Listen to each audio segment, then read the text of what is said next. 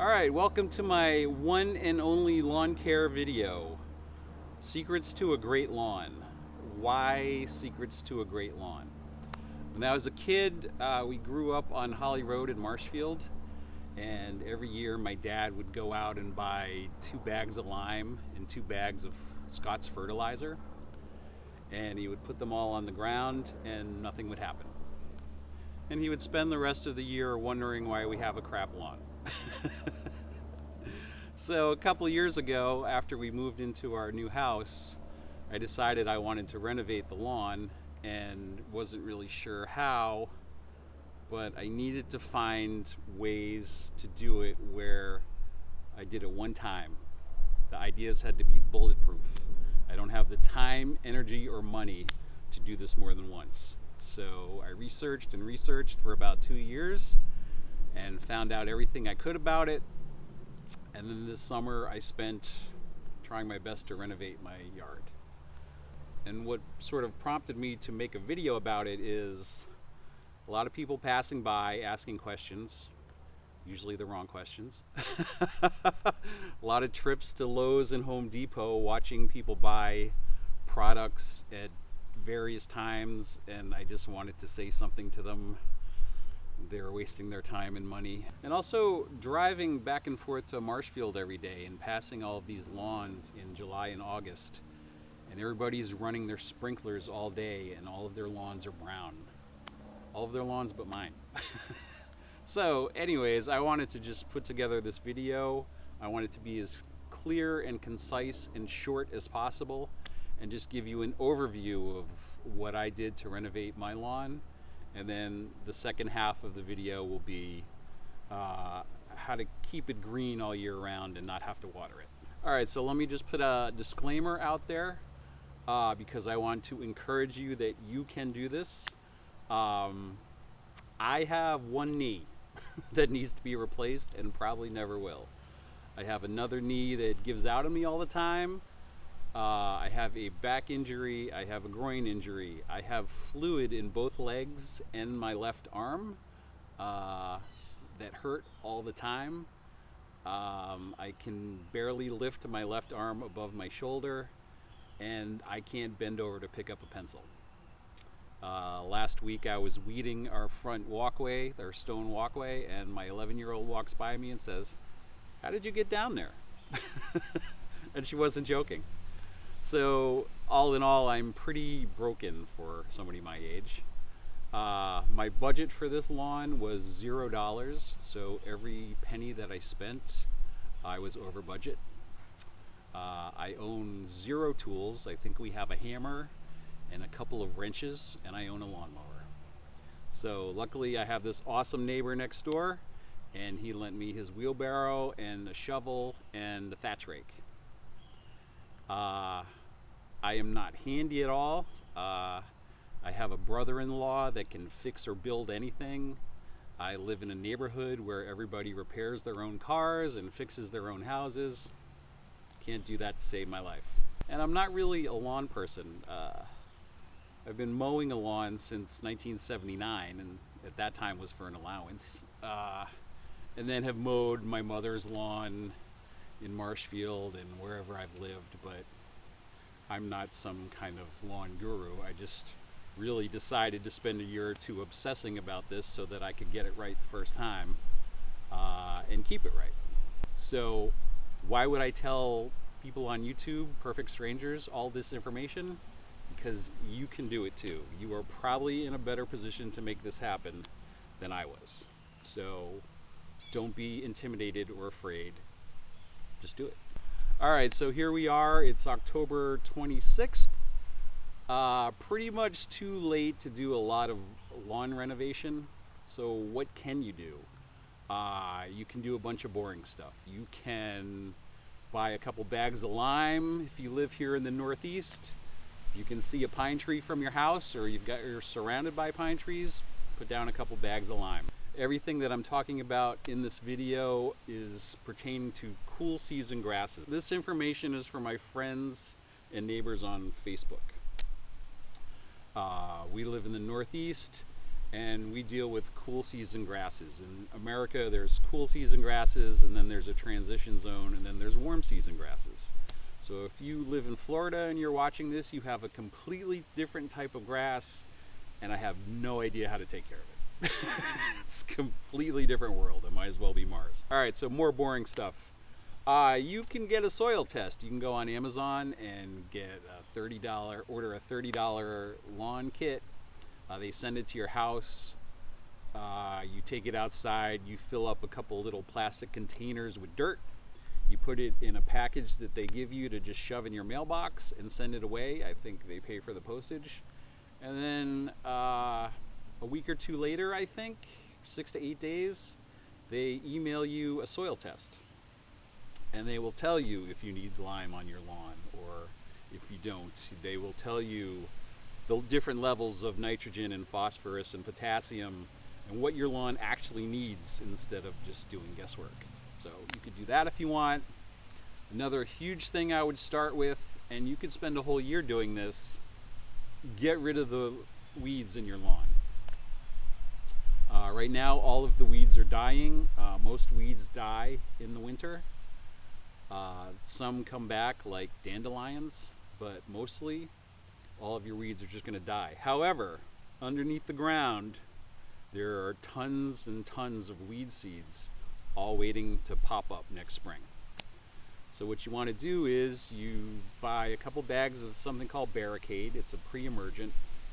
You put it down like you put down fertilizer, and then it goes into the ground and sort of stops all of the weeds from sprouting up. So I would do that now. Buy 2 bags, buy 3 bags, soak your lawn in it, get it going, so that next spring you don't have crabgrass, you don't have dandelions, you don't have clover. That's a huge thing. I spent a whole year trying to get rid of weeds in my yard. The Barricade works amazingly. It's easy to use. And then other than that, I was crawling around on my hands and knees pulling up random weeds. A huge issue that I had, and you probably have, is moss.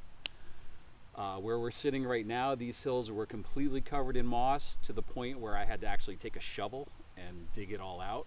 It wasn't even a matter of killing it. It just wouldn't go away.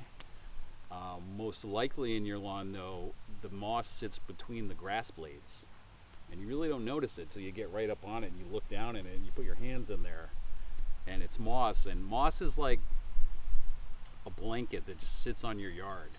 So no sunlight can get in, no water can get in, no grass seed, no fertilizer. It just blocks everything. And that can be a huge issue for you taking care of your yard already. Just getting rid of that moss. And although I put stuff down to get rid of it, if it dies, it doesn't really go away. It just sits there. So I spent a year crawling around on my hands and knees with my fingers, just carving out the moss that I could find between the grass blades, just to scuff it up and sort of get it out of there. And that was a huge boost to my yard. I totally recommend that. Right. Another thing that you can start with is adding soil to your yard. You can buy bags of soil at Lowe's or Home Depot. I had to put so much soil on my yard that I actually had it delivered. I used a company in Plymouth and Camelot Park. It's called J&J Landscaping. The soil that they delivered to my yard and dumped on my side yard was like black gold. It was amazing. If you can't grow anything with this soil, you have issues. This stuff will grow everything. So what I'm sitting on right now are huge exposed tree roots. The top of the hill was all exposed tree roots. I had holes in my yard. I had dents in my yard. I had parts of my yard that just wouldn't grow grass anymore because it was unloved for years. So I had to cover all that with soil before I put seed down. And I highly recommend it. What they delivered was magic. You want this stuff for your yard. You want to level off your yard, throw down the dirt with a shovel. I used a golf rake to smooth it all out. and it pushes it all in between the grass blades and makes everything smooth out and come together. It's amazing. So definitely you can do that now. You can do that first thing in April. So one of the biggest issues your yard has is it's never been de-thatched. As the years go by and grass dies and there's all kinds of stuff caught up in between the grass blades of your soil, and again, like moss, it sort of creates a carpet that nothing can go in and out of. So you have this thatch layer on your yard that you can't really see because it's below the grass blades, and it's like a carpet just soaking up the sun and the water, fertilizer, nutrients, and nothing can happen. So you need to get rid of that. So get yourself a de-thatcher. You can get one cheap on Amazon. Mine was like $105. You have to plug in long extension cords, which is kind of a pain, but it works amazingly. You use it in your yard just like mowing a lawn. And the amount of thatch that comes up is, there'll be a pile the size of your car. It's crazy. And a lot of people that have seen my thatch machine, if they don't know what it is, then odds are your lawn has never been de-thatched. So from right there, if you can accomplish that and get it de-thatched, and there's many videos on YouTube showing you how to do it if you still don't get it, it's totally worth doing. If you do nothing else, just de-thatch your yard. Another huge thing is aerating. Landscape people can come by with machines, and it goes across your yard and it pulls out core plugs of dirt, thousands of core plugs of dirt. And what happens is, over time, with temperature changes and snow and sun and heat and whatever else, your soil gets compacted, so it becomes hard. It's like concrete. So grass roots have nowhere to go. They can't penetrate that soil because it's so hard. So what you do is you take out plugs, thousands of plugs all over your yard, and suddenly create space underground. And all of a sudden the soil sort of relaxes. And then all of a sudden you've got water and sunlight and air and nutrients all going down into where the roots are underground. This is a huge thing for anyone's yard. And if you could just do that and nothing else, you'll have a great yard. And it's something that a lot of people don't know about. Now, you can hire a machine from Home Depot. You can have a landscape guy do it.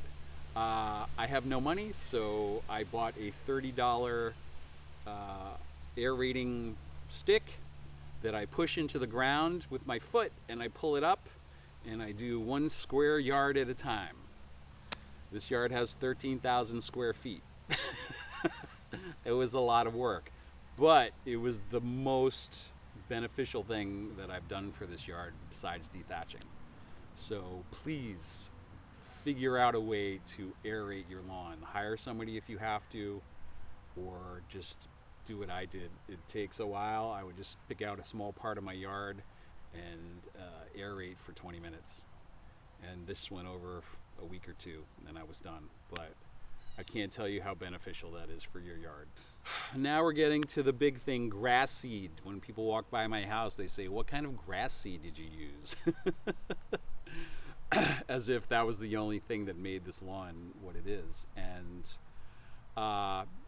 please, please, please, the 1970s are over. Stop thinking about Lowe's and Home Depot and big box stores. That kind of thinking is long gone. So everything that we're talking about today is like golf course knowledge and science that is brought home to homeowners to have a nice yard. So I get my grass seed from Twin City Seed Company, which I think is in Minneapolis. I buy it on their website. I used a mix called Resilience 2. When you live in the Northeast, you basically have a choice of 3 different grass types that you can put in your yard. Number 1 would be Kentucky bluegrass. Putting Kentucky bluegrass in your yard is like driving a Ferrari. It's luxurious and expensive and beautiful and awesome, but it's also the first one to break. You can put down perennial rye, which is sort of like, I don't know, maybe driving an Escalade or something. It's still really luxurious, really nice. Still a lot of work, expensive to fix. One of the first things that's going to break. I went with turf type tall fescue. And in terms of cars, that would be like driving a Toyota or a Honda. It's reliable, it's dependable, gets you where you want to go. It's not going to break. I needed that one grass type where it was going to grow in for sure, it was going to stick around, it had to be bulletproof. And these grass seeds and varieties are all very scientific these days. They're all crossbred and pollinated, and I don't know, whatever it is they do, it's all very scientific. This is not grass seed from 10 years ago, and this is not grass seed you buy at Home Depot.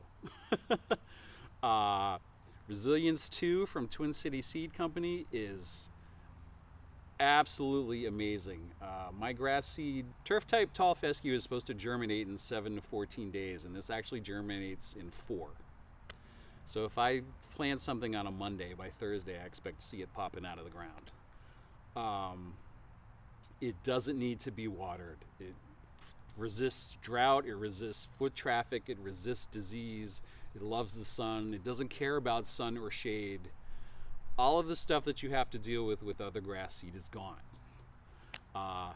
Is it a little more expensive? Probably, but you know, this house was built in 1992, so this grass has been sitting here for 32 years, and you want your grass to be sitting here for another 32, so is it worth the expense? I think so.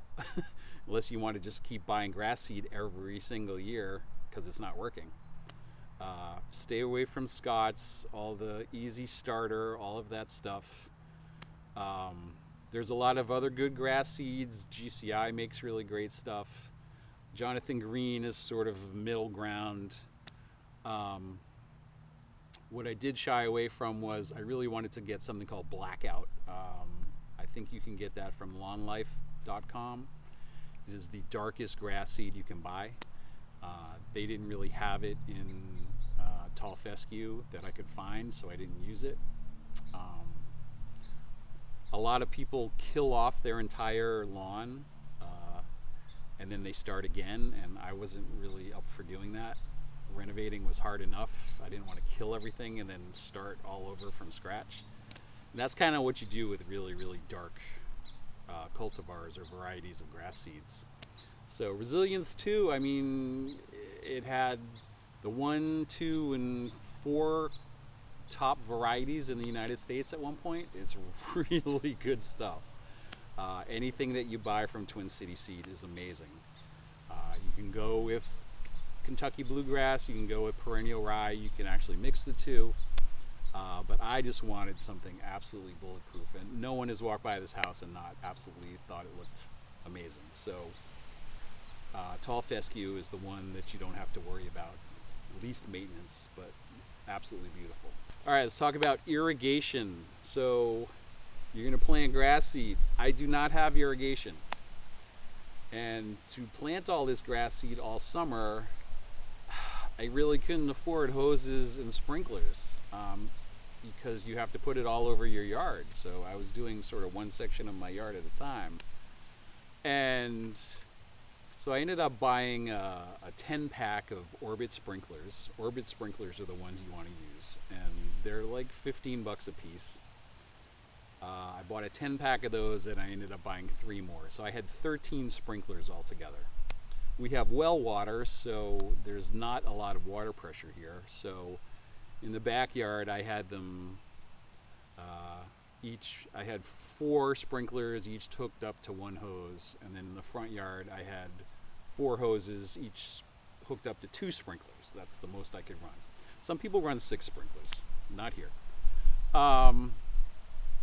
And the hoses were a lot of money. When you walk into a big box store, a hose is typically 5/8 inch, which is how much space there is inside the hose.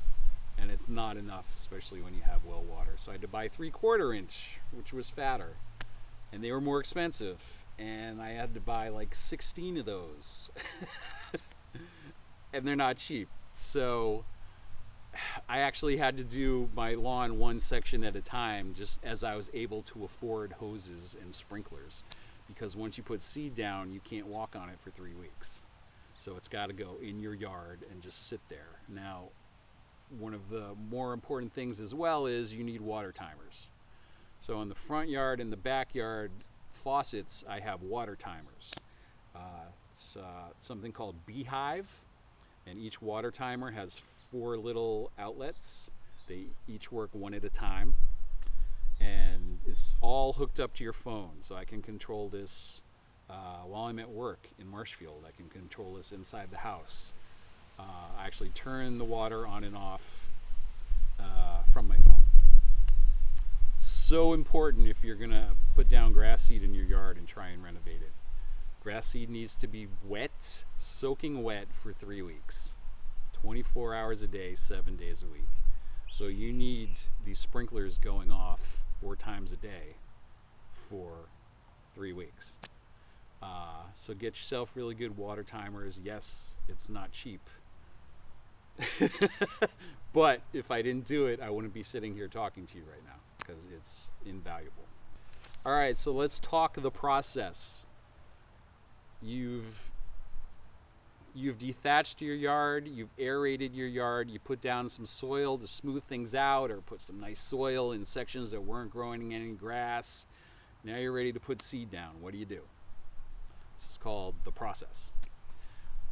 Mow your lawn on the lowest setting, as short as you can. Yes, you will scalp it, and yes, it will turn brown. Doesn't matter. You're not going to be able to walk on this grass for 3 weeks. You're not going to be able to mow it for 3 weeks. So mow it as short as you can, right? Then put your seed down. I use a hand rotary spreader.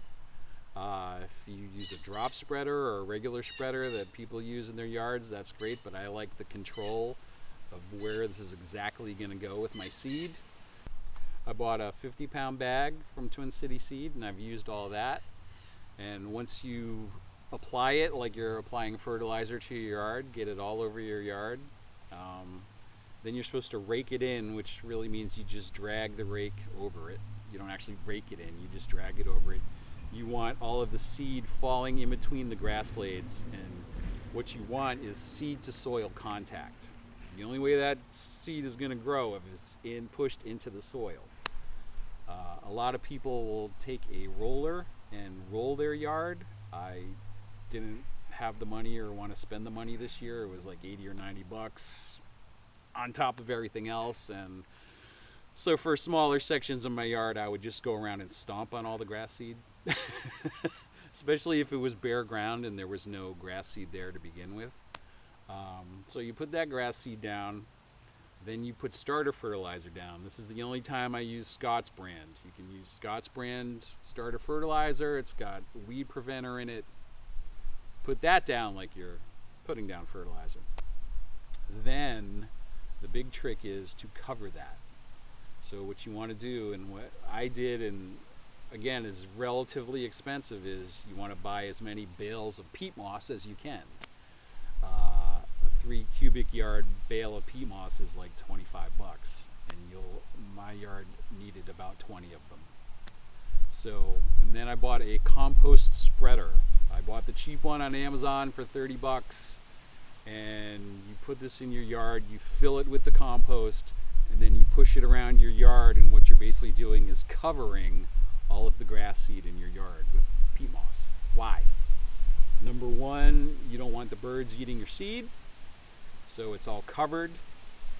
Number two, the peat moss acts like a sponge, so as you're watering your yard, all of the water is staying around for a lot longer than it would if it was uncovered and not there. So especially in the summer, you want to cover all this and just soak that peat moss and just let it be wet all day.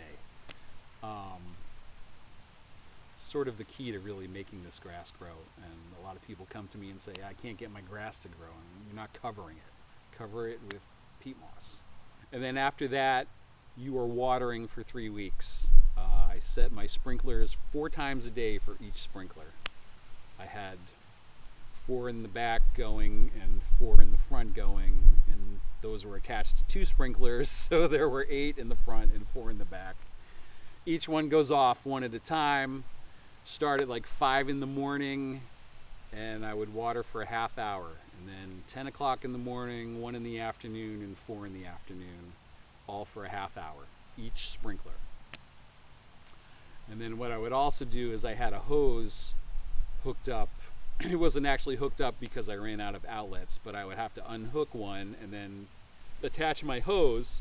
I bought a 150-foot hose with a nozzle on it that I would take out and go to the sections of my yard that the sprinklers didn't reach.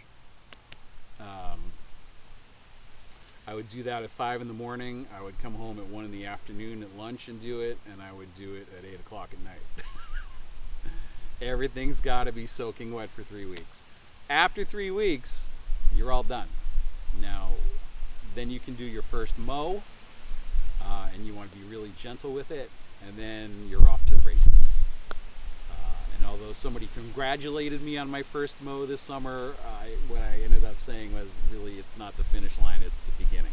Then what I would do after that is I would water it for another 2 weeks, just like I was, keeping it soaking wet. After those 5 weeks, I don't have to water this yard at all. This grass does not want water. It gets watered when it rains. If I add something to it, like a fertilizer or whatever, I'll water that in with my sprinklers. I don't water this yard. It's as green as it can get, and it's been green all summer. This is the grass seed, and this is the process. All right, the $1 million question. How do I keep my lawn green all year and not really have to water it? And what I ask people when they're having trouble with their yards, what are you feeding your yard? And the only answer I ever kind of get is they point to like Scott's fertilizer bag. Like, okay, well that's fertilizer, you're not feeding your yard. What are you feeding your yard?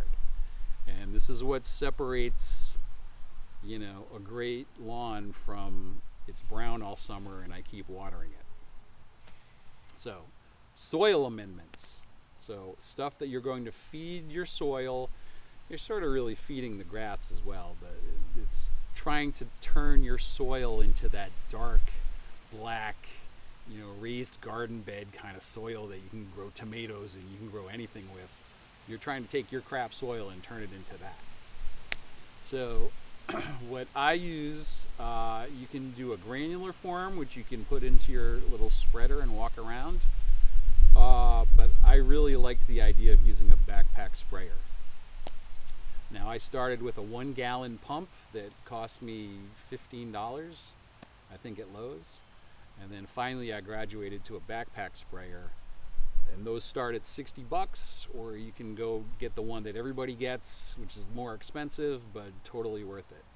And I knew that along with my lawnmower and my de-thatcher, this is something I wanted to have to take care of my lawn because it's going to transform it into something totally different. So, backpack sprayer, you fill it with water from your garden hose, and then you take these things that you can buy on Amazon, liquids, and the backpack sprayer comes with a little measuring cup, and you fill the measuring cup and you pour it into the backpack sprayer, put the backpack sprayer on, walk around your yard and spray the yard. And you're adding all of these things to your soil. So once a month, you do this once a month during the growing season. So April through November. Once a month, I start with humic acid. Easy to buy on Amazon, comes the next day. I fill up the measuring cup twice and pour it in the tank. It really makes your yard retain and obtain all these things that you're adding to it. So it really makes everything work. Then I put some sea kelp. If you were to ask me the choice between a fertilizer and sea kelp, I would go with sea kelp. It does amazing things for your yard. I put those things down on my lawn, then I water it in with the sprinkler, And then while everything's still wet, I put something else down called hydratane. Hydratane is the thing that you put on your lawn and you use 50% less water. Your yard wants 50% less water while you're putting this stuff down. So all summer my grass is green and it doesn't want water. Number one, because it's awesome grass seed, but number two, this hydratane is amazing. All right, so then you water that in with your sprinkler and you leave it. I come back the next day, I put down something called liquid iron. Liquid iron turns your grass a dark green. Not only that, but it helps kill moss. And a lot of people add this to their yard every 2 weeks.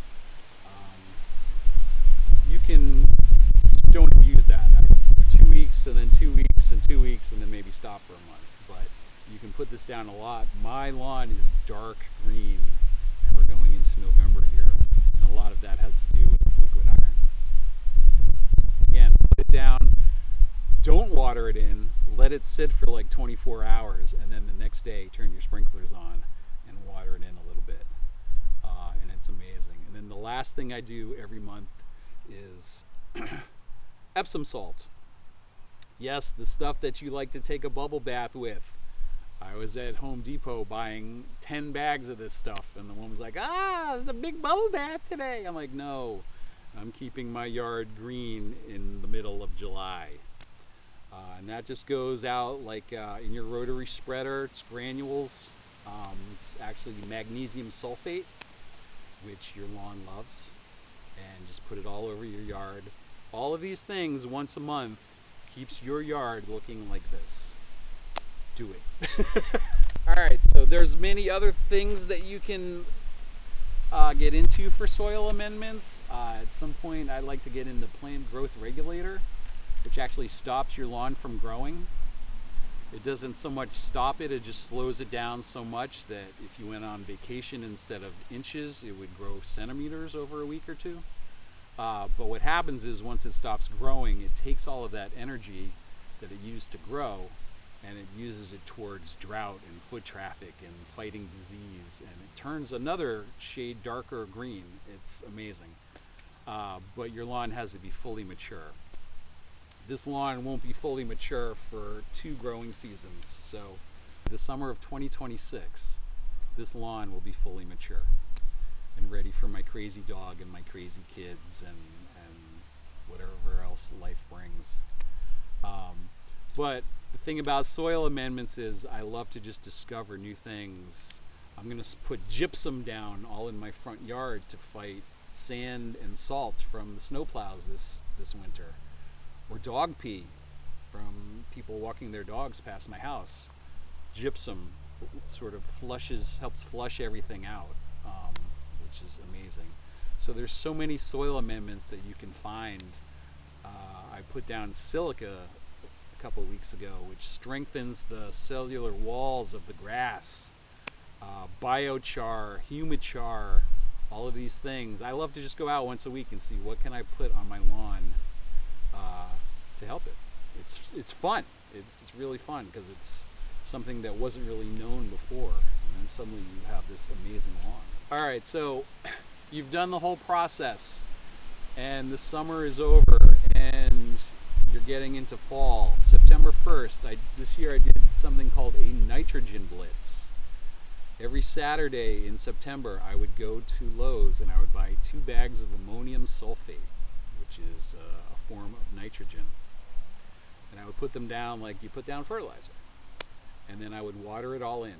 And I kind of put like a light coating on, but I did that every Saturday for 4 or 5 weeks. And my lawn, which was kind of doing okay, just suddenly went and was so thick and full. I couldn't believe it. It was probably the best thing that I've done for my lawn all year. And I will do that every year. It's amazing. Especially the sidewalk strips at the street were kind of failing. I planted the seed twice. It just really wasn't coming up. Did the nitrogen blitz, went crazy. And it's the first thing people see. And when they comment on the lawn, that's really what they're looking at first. It came out amazing. Now let's talk fertilizers. I don't really use fertilizers. I feed my lawn a lot of stuff, and a lot of the stuff I feed it has fertilizer in it already. You can go two ways. You can buy the Scott's fertilizer, which is man-made chemical fertilizer. That has something called urea in it, which is a man-made chemical, petroleum-based. It's super fast acting, so it'll green up or start things growing the next day, but it doesn't last long and it doesn't add anything to the soil. It's kind of the equivalent of eating at McDonald's. Whereas if you go for an organic fertilizer, it's really more of a healthy, you're building something, you're building soil amendments, and it's slow releasing, so it happens over time. A lot of people use something called Milorganite, which is actually made from human waste. The mill in Milorganite is actually Milwaukee, so Milwaukee waste plant, treatment center, whatever, they sort of make fertilizer out of that. So many videos I've seen about how awesome their lawn, somebody's lawn comes out from using Milorganite. It's green, it's thick, it's amazing. There's actually something else from a company called Earthworks called Replenish, and a lot of like football fields and golf courses have been using this stuff. And it's actually a combination of ammonium sulfate and chicken poop compost. And it reeks. Both of these fertilizers absolutely reek, but it only lasts for like 2 or 3 days. But this stuff is so amazing that I think when I get around to just putting fertilizer down, I'm going to try this stuff. It's slow release. You can't burn your lawn. It's just going to do great things to it. Do not use Sunday. That's like the bottom of the barrel right there. Simple Lawn Solutions is middle of the road. Please don't ever use True Green or Lawn Doctor or any of that stuff. I've watched videos on YouTube, True Green employees that show up to your house for 8 minutes, run around with a spreader that's not even open and dumping anything, and then leave. It's awful company.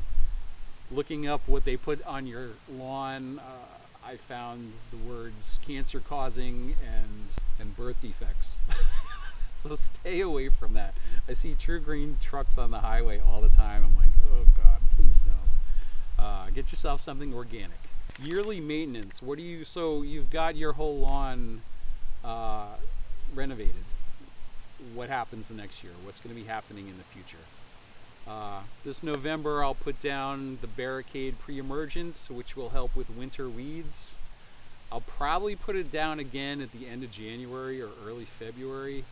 There's always days that are like some weird 50-degree day in January. You put the stuff down and then water it in and just let it sit there. Hopefully keep all the weeds away. Every single thing that I've followed has always said, do your overseeding the end of August or early September. And I tried some of that this year and I hate it. The temperature drops, the seed isn't really growing like it does during the summer. It's covered with leaves and acorns, and I'm like, this is just not. I grew all my grass in the heat of the summer. I started the second week of June and finished, I don't know, sometime in the end of September. My grass has survived 4 heat waves. It stayed green the entire time.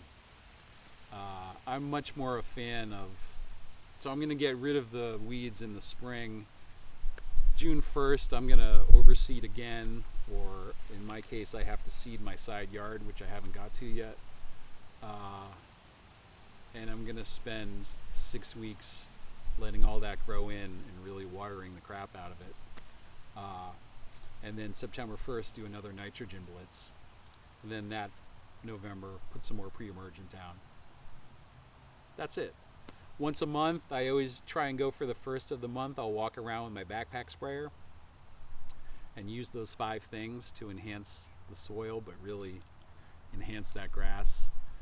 Now that I've got grass growing, my main focus is to strengthen it.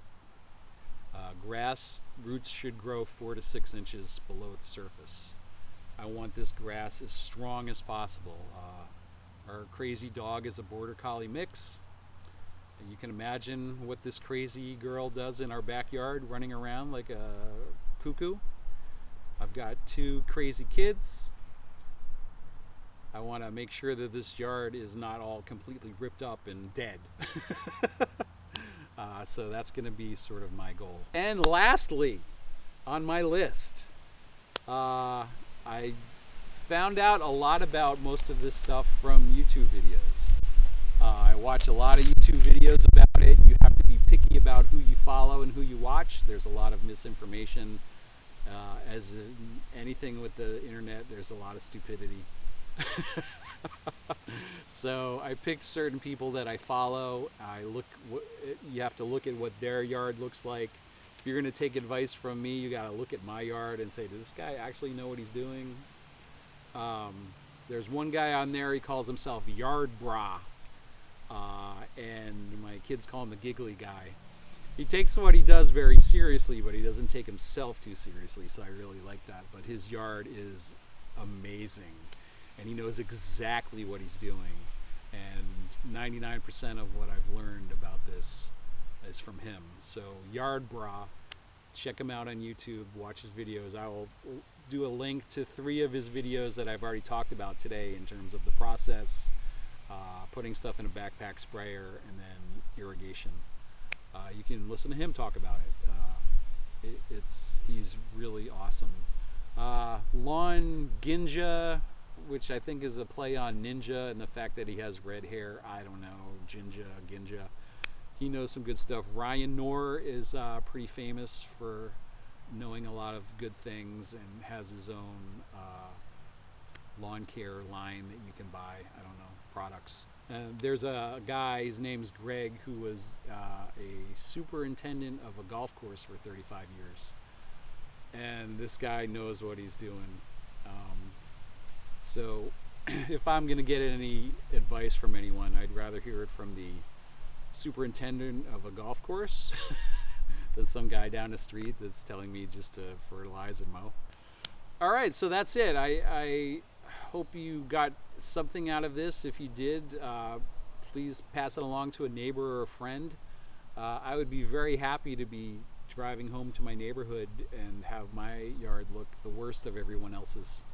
I want everybody to have a nice green lawn, and these secrets to a great lawn do not need to be secrets anymore. And a lot of this is relatively recent golf course knowledge that no one's doing anything about, nobody knows about. This is the stuff that's gonna make your yard awesome. I am not one of those people that is always looking for a new project to do.